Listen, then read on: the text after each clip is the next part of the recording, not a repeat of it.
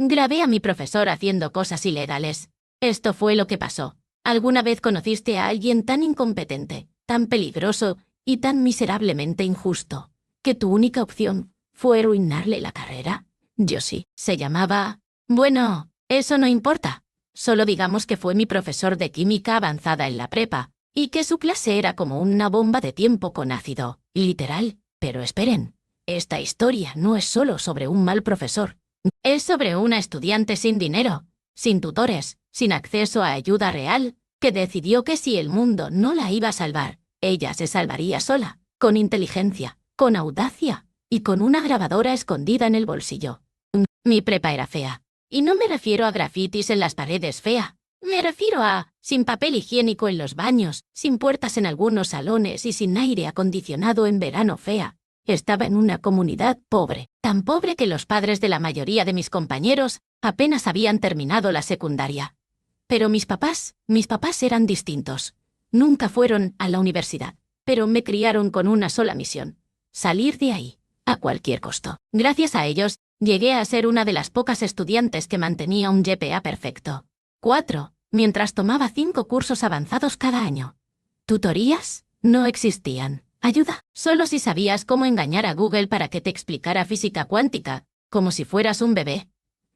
Todo cambió el año en que decidí tomar química avanzada. Los rumores eran claros.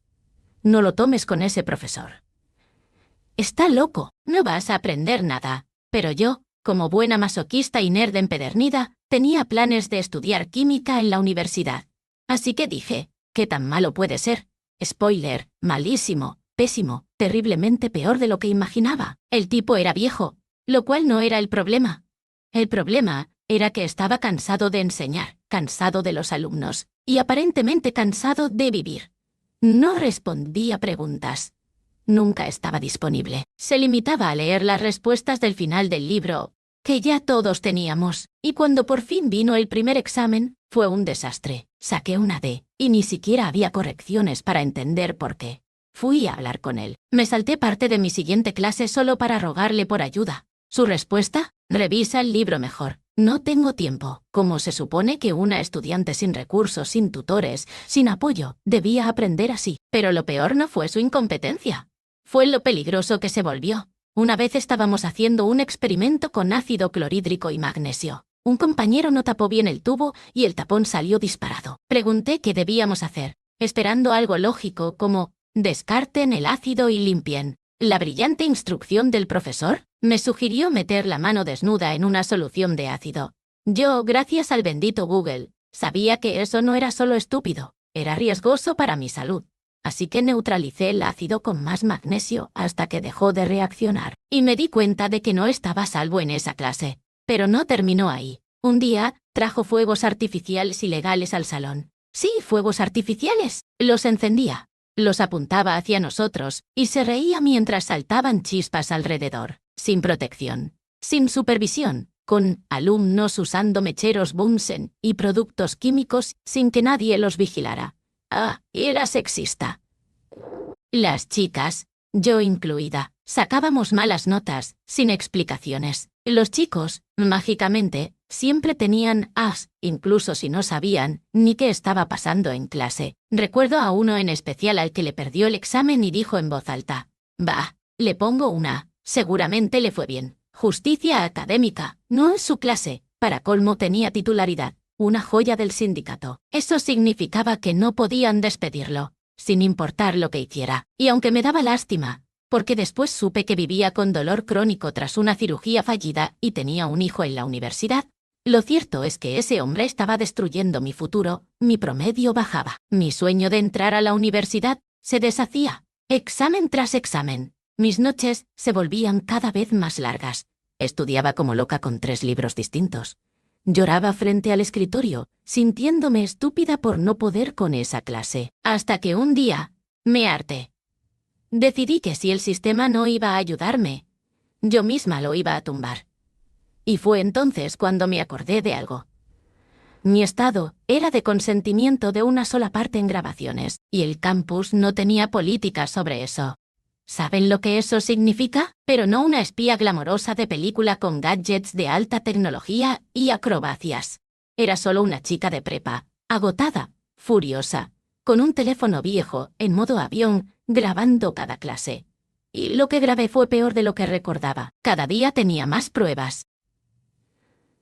Audio tras audio, acumulaba evidencia que demostraba que ese hombre no solo era incompetente, sino una amenaza real para la seguridad de todos en el salón. Grabé cuando prendió los fuegos artificiales ilegales, riéndose mientras los lanzaba por el salón como si fuéramos muñecos de trapo y no adolescentes con ropa inflamable. Grabé cuando dijo a una compañera que las mujeres no servían para la ciencia.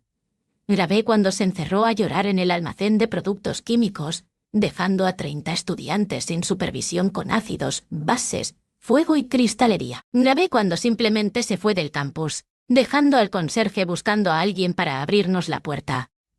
Incluso, grabé conversaciones casuales donde los estudiantes decían cosas como ¿dónde está el profe? Se fue hace rato. ¿Alguien sabe cómo se usa esta cosa? ¿Todavía no entienden nada de esto? Yo solo pensaba, ¿cómo demonios esto sigue siendo legal? Con cada archivo que guardaba la rabia crecía, pero también lo hacía el miedo, porque si me descubría podía hacer mi vida miserable. Y si no hacía nada, mi promedio seguiría cayendo, y con él, mis oportunidades de beca. Así que planeé cuidadosamente cómo actuar. Creé una cuenta de correo anónima. Creé una cuenta de Dropbox sin mi nombre, usando una VPN del navegador escolar, porque, obvio, ni para internet decente teníamos. Subí todas las grabaciones con descripciones detalladas. Y finalmente, envié un correo a la superintendente del distrito escolar. Le di un ultimátum. Si no toman medidas, enviaré todo esto a los medios locales. Y no lo digo como amenaza, lo digo como alguien desesperada por estudiar en paz. Al día siguiente tenía una respuesta. La superintendente me citó a una reunión privada con mis padres. Dijo que no me iban a castigar, que querían escucharme, y ahí estaba yo, un adolescente que no podía pagar ni un libro nuevo, sentada en una sala con la mujer más poderosa del distrito, exponiendo uno a uno los abusos que había soportado durante meses. Mostramos las grabaciones. Las tareas sin calificar. Los exámenes con notas incoherentes. Las pruebas de que el tipo no enseñaba absolutamente nada. Mis padres estaban serios, pero mi mamá, con su mejor cara de soy abogada, aunque no lo soy, preguntó: ¿qué medidas van a tomar? La superintendente no prometió nada inmediato. Dijo que debían escuchar también al profesor, pero que jamás mencionarían mi nombre, que yo seguiría como una simple alumna preocupada más. Y por un momento me sentí aliviada. Pero al día siguiente, algo cambió. El profesor me dijo, con una sonrisa torcida, que quería hablar conmigo al final de clase. Le respondí que no podía, que tenía otra clase. Insistió, dijo que era importante, y yo, ya con el corazón latiendo rápido, encendí discretamente la grabadora de nuevo. Recogí mis cosas lentamente. Fingí que no me preocupaba, pero sabía que algo no estaba bien. Él se me acercó, me acorraló sin tocarme, pero lo suficiente como para bloquear la salida. Y entonces soltó: alguien está diciendo cosas muy feas sobre mí, a la administración, cosas falsas, injustas, y no me gustaría pensar que tú podrías haber hecho algo así, aunque sé que no nos llevamos tan bien. ¿Qué? Me estaba chantajeando emocionalmente, insinuando que sabía que era yo. Pensaba que podía hacerme sentir culpable. Tuve que actuar. Rápido. No sé de qué estás hablando, profesor, y me incomoda que me bloquee la puerta. Necesito irme. No negó nada, solo murmuró: bueno, si estás teniendo dificultades, puedo quedarme contigo después de clase, para ayudarte. Si quieres, copié a mis padres. Esta vez, no solo había evidencia de peligro, sino de intimidación directa, de acoso. Y fue la gota que derramó el vaso. La mañana siguiente fue diferente. Entré al salón y él ya no estaba. Nadie sabía nada. La campana sonó, y el aula seguía vacía. 5 minutos, 10, 20. Y entonces, apareció un tipo que jamás habíamos visto. No traía bata, ni gafas, ni parecía tener idea de por qué estaba ahí. Solo dijo: hola chicos. Me dijeron que lo supervisara hasta nuevo aviso. Hasta nuevo aviso. 3 palabras que sonaron como música para mis oídos. Ese mismo día, la superintendente me escribió: Me agradeció por la nueva grabación. Dijo que habían decidido poner al profesor en licencia médica permanente. Licencia médica permanente. Eso, en español directo, significa: no podemos despedirlo por la maldita titularidad del sindicato, así que lo mandamos a su casa y seguimos pagándole para que no vuelva nunca más. No era justicia completa, pero era suficiente para dormir tranquila por primera vez en meses. Mis padres también estaban al tanto, y aunque no lo decían en voz alta, estaban orgullosos. Mi mamá incluso bromeó: debería ser abogada, o periodista infiltrada, o agente encubierta del FBI. Pero la celebración duró poco, porque, aunque él ya no estaba, el desastre que dejó seguía presente. Las clases continuaron sin rumbo durante semanas. Primero un sustituto diferente cada 2 días. Uno pensó que estábamos viendo química básica, otro nos puso a ver documentales, uno simplemente no apareció. Y mientras tanto, el examen nacional de química avanzada se acercaba como un tren sin frenos. Ese examen no solo era importante para el curso, era crucial para mi aplicación universitaria. Una buena nota podía significar becas. Una mala nota podía arruinar todo. Entonces, cuando ya parecía que todo estaba perdido, ocurrió el milagro. Un viernes por la tarde, entró al aula una mujer, pelo blanco, paso firme, bata impecable. Buenos días, soy la profesora Retana. Vengo de la jubilación para salvarlos del desastre que les dejó ese viejo demente. Todos nos reímos, no porque fuera gracioso, sino porque alguien por fin decía en voz alta lo que todos sabíamos. Y lo mejor, ella sí sabía enseñar. Desde el primer minuto fue clara, directa, estructurada. Nos explicó cómo íbamos a trabajar. Tenemos 2 meses. Vamos a estudiar los sábados, 8 horas. Sí, 8. Y vamos a recuperar todo lo que él no les enseñó. Algunos bufaron, otros se asustaron.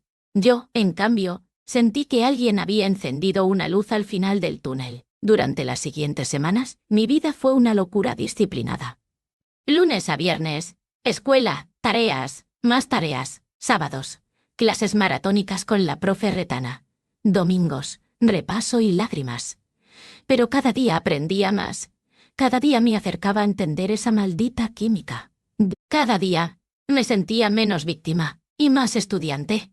Ella no nos mimaba, no nos daba respuestas fáciles, pero nos trataba como personas inteligentes, como si realmente pudiéramos con esto. Y al final pudimos. El día del examen llegó. Llevaba semanas soñando con él. Me despertaba con fórmulas en la cabeza. Me temblaban las manos. Me sudaban los dedos.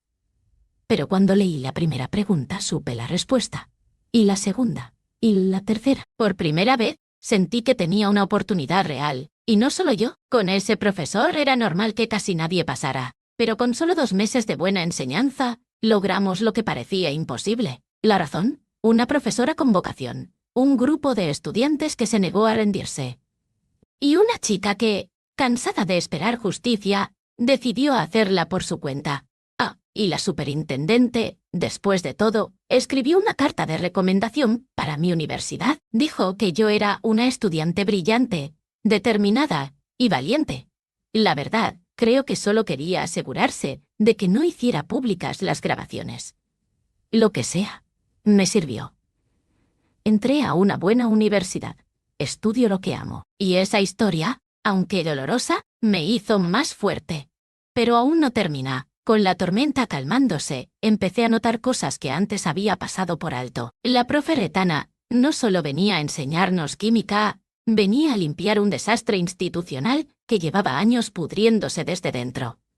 Durante un receso, una de mis compañeras, una chica callada, buena estudiante, me dijo: «Oye, gracias por lo que hiciste. Todos lo sabemos. Nadie dice nada, pero sabemos que fuiste tú». Me quedé helada. Pensé que había sido discreta. No.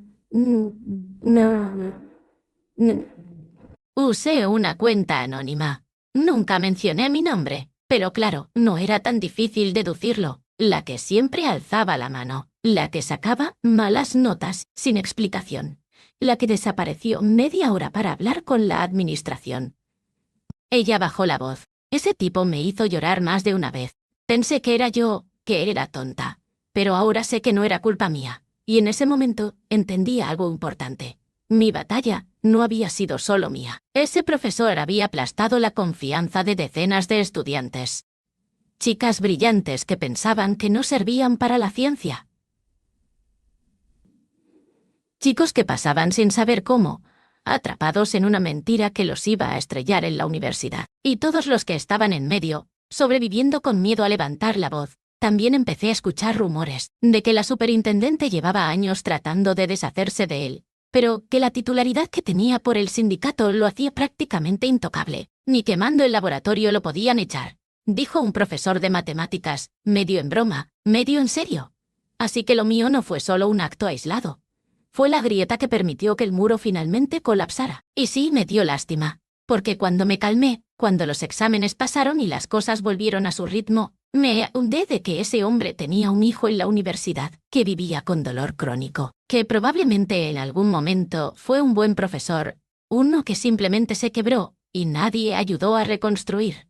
Pero también recordé cómo me había arrinconado. O cómo se había reído mientras lanzaba fuegos artificiales sobre adolescentes.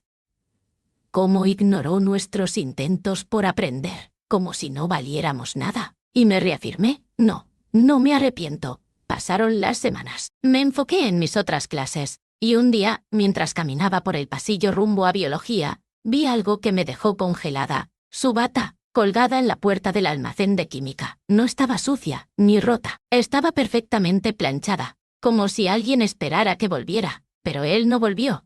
Esa bata fue quedando ahí, colgada durante meses, como un símbolo, un recuerdo, o quizás como una advertencia. Mi hermana menor entró a la prepa un par de años después, también tomó química avanzada, y un día me mandó un mensaje: «Hey, ¿tú tuviste clase con la profe Retana?» Pero dijo que antes de ella, el curso era un desastre.